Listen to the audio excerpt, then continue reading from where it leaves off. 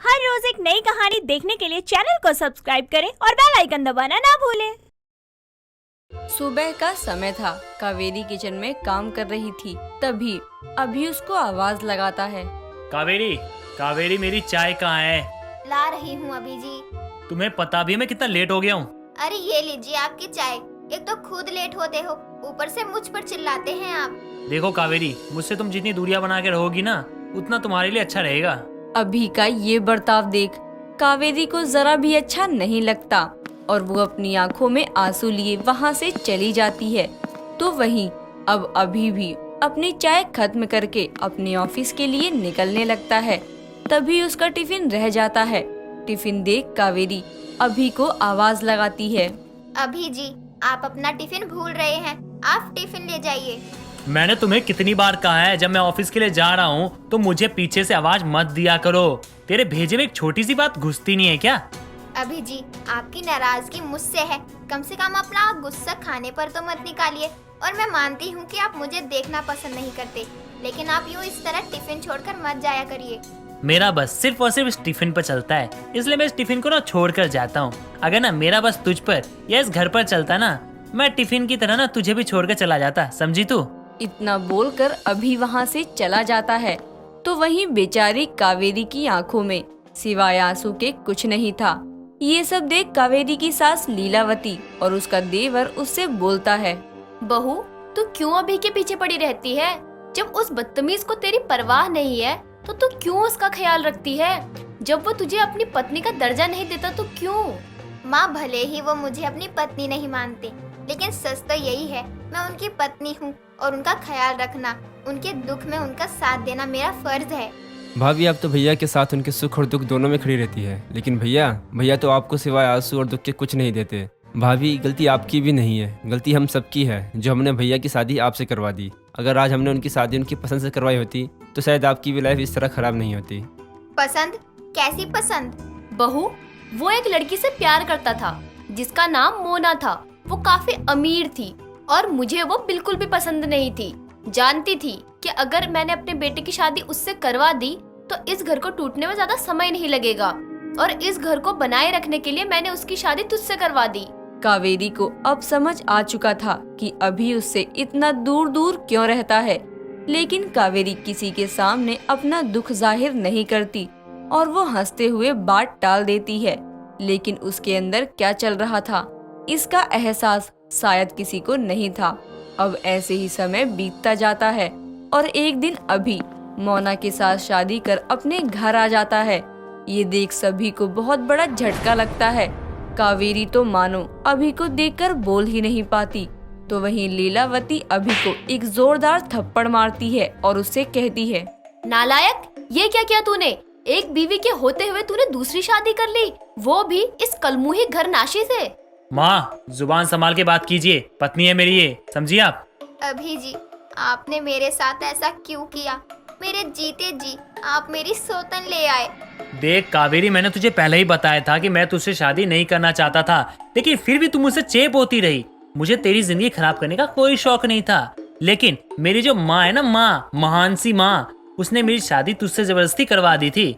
अब बता, इसमें मेरी क्या गलती है? कावेरी कुछ बोलने की हालत में नहीं थी और वो रोते हुए अपने कमरे में चली जाती है। तो वहीं अभी भी मोना का हाथ पकड़कर कावेरी के पास जाता है और उससे बोलता है, कावेरी, ना तो तुझे मैं अपनी पत्नी मानता हूँ, ना तुझे कभी पत्नी वाला हक दूंगा, और इसलिए ना ये मेरा कमरा है, अब तू जा सकती है यहाँ से। पर अभी जी, मेरी भी शादी आपसे हुई है और ये कमरा आपका है, तो अब उसी हक से ये कमरा मेरा भी है नहीं, तेरा कमरा था, अब तू यहाँ से जा सकती है। चल अपना सामान बांध और इस कमरे से दफा हो जा। कावेरी मानो अपनी पति की इस हरकत से मर चुकी थी, या यूं कहे कि कावेरी एक जिंदा लाश बन गई थी। अब कावेरी उसका कोई जवाब नहीं देती है और चुपचाप अपना सामान लेकर उस कमरे से निकलकर गेस्ट रूम में चली जाती है। अभी की इस हरकत से अब कोई भी अभी से बात नहीं कर रहा था, लेकिन अभी को इस बात से कोई फर्क नहीं पड़ रहा था। अब ऐसे ही समय गुजरता गया। अभी अब अपनी प्रेमिका मोना के साथ काफी खुशहाल जीवन बिताने लगा और एक रात कावेरी अभी और मोना को एक साथ एक दूसरे की बाहों में देख लेती है। ये देख कावेरी भागती हुई अपने कमरे में जाती है और रोते हुए खुद से बोलती है, हे भगवान, तूने मेरी किस्मत में क्या लिख दिया है। मेरी जिंदगी तो नर्क बन गई है। मुझे मेरा पार्टनर मिला भी तो कैसा, जो दूसरी शादी करके मेरी सौतन ले आया। इतना कहकर वो रोते रोते सो जाती है। जिसके बाद अगली सुबह वो अभी के पास जाती है और उससे बोलती है, अभी जी, तुम घर वालों के साथ ऐसा क्यों कर रहे हो? और रही मेरी बात, तो तुमने तो मुझसे शादी की है ना। शादी होने के बाद तुम तो मेरे साथ ऐसे कैसे कर सकते हो? कावेरी, मैंने क्या कर दिया है? तुम लोग मुझसे बात नहीं करते हो तो मैं भी नहीं करता। मैं अपनी मोना के साथ बहुत खुश हूँ। और रही तुम्हारी बात, तो मैं बता दूं तुम्हें, मैं तुमसे प्यार नहीं करता। तुम चाहो ना तो तुम भी अपने लिए एक अच्छा सा पार्टनर ढूंढ लो और शादी कर लो उससे। कावेरी कुछ बोल पाती तभी वहाँ मोना आती है और खुशी से अभी से बोलती है, अभी सच में आज मैं बहुत खुश हूँ। और पता है, आज जो मैं खबर तुम्हें सुनाने जा रही हूँ, डेफिनेटली उस खबर को सुनकर तुम भी खुश हो जाओगे। अरे वाह, ऐसी भी क्या खुशखबरी है? यू बिकम अ डैड, तुम पापा बनने वाले हो। ये खबर सुन अभी की खुशी का कोई ठिकाना नहीं रहता।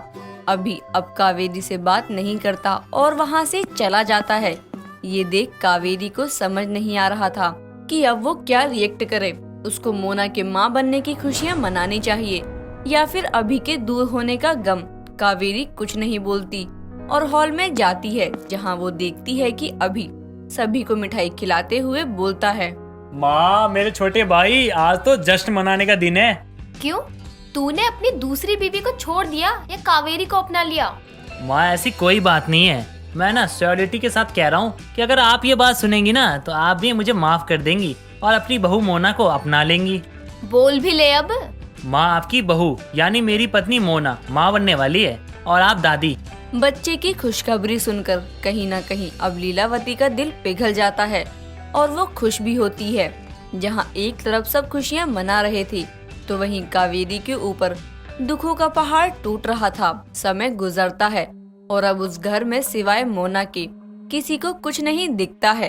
कावेरी का देवर जो हर वक्त भाभी भाभी करके घर में शोर मचाया करता था, आज वो भी अपनी नई भाभी के साथ था। कावेरी की सास जो हर वक्त कावेरी को बोलती थी कि तू मेरे घर की लक्ष्मी है, आज उसको अपने घर की लक्ष्मी के होने ना होने से कोई मतलब नहीं था। यही सब देख कावेरी खुद से बोलती है, अब शायद मेरा यहाँ रहना ना रहना बराबर है। सभी लोग मोना के साथ खुश हैं। मेरी सौतन की जिंदगी काफी खुशहाल है और मैं अपनी सौतन की जिंदगी में जाकर उसकी लाइफ खराब नहीं करूँगी।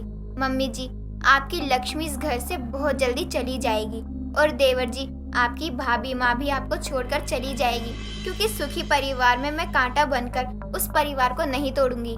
इतना बोलकर अब कावेरी सफेद साड़ी पहनती है और सभी के सामने आती है। उसको विधवा के रूप में देख सभी हैरान हो जाते हैं। यहाँ तक कि अभी को भी एक झटका लगता है।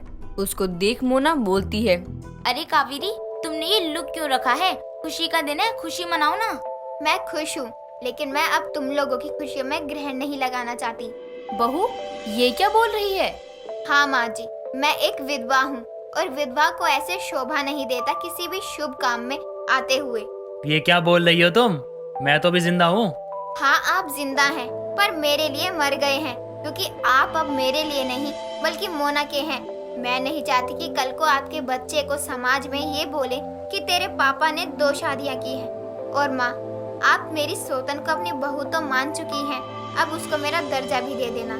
कावेरी इतना बोलकर अपने ससुराल को छोड़ देती है, जहां अब सभी को महसूस हो जाता है कि उन्होंने कावेरी के साथ कितना गलत किया है।